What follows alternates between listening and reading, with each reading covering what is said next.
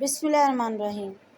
غزوہ احد کے دن اللہ کے رسول صلی اللہ علیہ وآلہ وسلم نے انہیں ایک کمان عطا کی تھی۔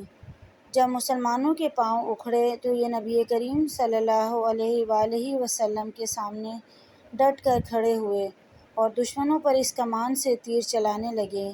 انہوں نے اس روز اس کمان سے اتنے تیر چلائے کہ وہ تیر چلانے کے قابل نہ رہی۔ پھر بھی یہ برابر آپ صلی اللہ علیہ وآلہ وسلم کا بچاؤ کرتے رہے۔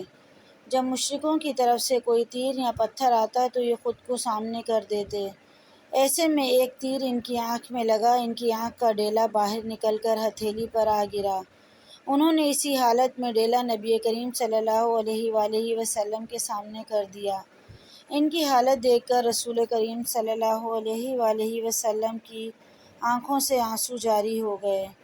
آپ نے اس موقع پر فرمایا، اے اللہ، فتح نے تیرے نبی کا بچاؤ اپنا چہرہ سامنے کر کے کیا ہے، تو اس کی آنکھ کو اچھا کر دے اور اس کی نظر کو تیز کر دے۔ یہ فرمایا اور اس ڈیلے کو اٹھا کر آپ صلی اللہ علیہ وآلہ وسلم نے اس کی جگہ پر رکھ دیا۔ اللہ کی قدرت کی آنکھ بالکل درست ہو گئی، بلکہ پہلے کی نسبت زیادہ روشن ہو گئی اور زندگی بھر اس میں کوئی تکلیف نہ ہوئی۔ مدینہ منورہ میں ایک رات آسمان پر گہرے بادل چھا گئے، ہر سو تاریکی ہو گئی۔ نبی کریم صلی اللہ علیہ وآلہ وسلم نماز کے لیے نکلے تو ہر طرف اندھیرا تھا۔ اس تاریکی کے عالم میں لوگوں نے گھروں میں ہی نماز ادا کر لی تھی، لیکن مسجد کے ایک کونے میں ایک صاحب موجود تھے۔ بجلی چمکی تو رسول اللہ صلی اللہ علیہ وآلہ وسلم نے انہیں دیکھ لیا اور فرمایا، فتح کیا تم ہو؟ انہوں نے فوراً عرض کیا، جی یا رسول اللہ، میں نے سوچا اس تاریکی میں جب کہ ہاتھ کو ہاتھ سجائی نہیں دے رہا، بہت کم لوگ نماز کے لیے مسجد میں آئیں گے، لہٰذا ہمت کر کے چلا آیا۔ نبی کریم صلی اللہ علیہ وآلہ وسلم ان کے جذبے سے بہت خوش ہوئے اور فرمایا، اچھا، جب تم نماز سے فارغ ہو کر جانے لگو تو مجھ سے مل کر جانا۔ یہ نماز سے فارغ ہوئے اور نبی پاک کی خدمت میں حاضر ہو گئے۔ آپ نے انہیں کھجور کی ایک ٹیڑھی ٹہنی عطا فرمائی اور ارشاد فرمایا، یہ ٹہنی لے لو، یہ تمہارے آگے اور پیچھے 10 ہاتھ تک روشنی ڈالے گی۔ جب یہ گھر کی طرف چلے تو ٹہنی روشن ہو گئی جیسے کوئی قندیل روشن ہو جائے۔ اس کی روشنی میں وہ نہایت اطمینان سے گھر پہنچے۔ حضرت قتادہ بن نعمان انصاری رضی اللہ تعالیٰ عنہ کا تعلق قبیلہ اوس کی شاخ بنو ظفر سے تھا۔ مشہور صحابی حضرت ابو سعد خدری ان کے سوتیلے بھائی تھے۔ آپ بیعت عقبہ سے کچھ پہلے یا بعد میں ایمان لائے، غزوہ بدر میں شریک ہوئے۔ احد کی لڑائی کا حال تو آپ ابھی پڑھ ہی چکے ہیں۔ بدری صحابہ کو نبی صلی اللہ علیہ وآلہ وسلم نے جنت کی بشارت دی۔ غزوہ احد کے بعد آپ غزوہ خندق اور دوسرے غزوات میں شریک رہے۔ فتح مکہ کے موقع پر آپ 10,000 صحابہ کے مقدس گروہ میں شامل تھے۔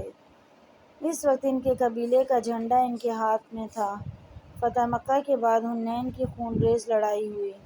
یہ لڑائی بنو حوازن، بنو ثقیف کے جنگجو قبائل سے ہوئی تھی۔ انہوں نے مکہ والوں کی جاگیروں اور باغات پر قبضہ کر لیا اور کچھ دوسرے قبیلوں کو بھی ساتھ ملا لیا۔ اس طرح یہ لوگ ایک بڑے لشکر کی صورت مکہ کی طرف بڑھے۔ نبی کریم کو اطلاع ملی تو آپ 12,000 مسلمانوں کے ساتھ ان کے مقابلے کے لیے نکلے۔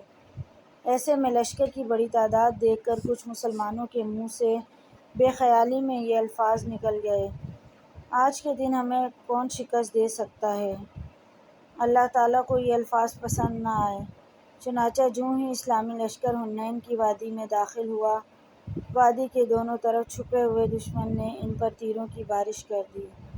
بنو حوازن یوں بھی غضب کے تیر انداز تھے۔ ان کے تیروں نے مسلمانوں پر قیامت ڈھا دی۔ پھر وہ اپنی جگہوں سے نکل کر ان پر ٹوٹ پڑے۔ اگلے دستے میں زیادہ تعداد مکہ کے نئے مسلمانوں کی تھی۔ وہ بوکھلا کر پیچھے ہٹے۔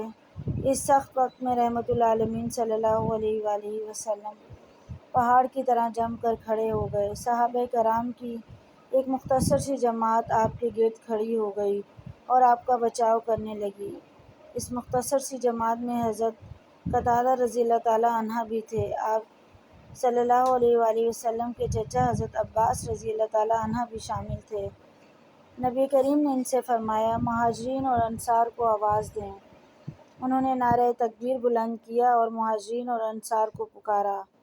بس اس آواز کا کانوں میں پڑنا تھا کہ مسلمان پلٹ پڑے اور میدان جنگ کا نقشہ بدل کر رکھ دیا۔ حضرت قتادہ رضی اللہ تعالیٰ عنہ اس دن بھی غزوہ احد کی طرح جم کر لڑے۔ مزید ایسی ویڈیوز کے لیے چینل کو ضرور سبسکرائب کریں۔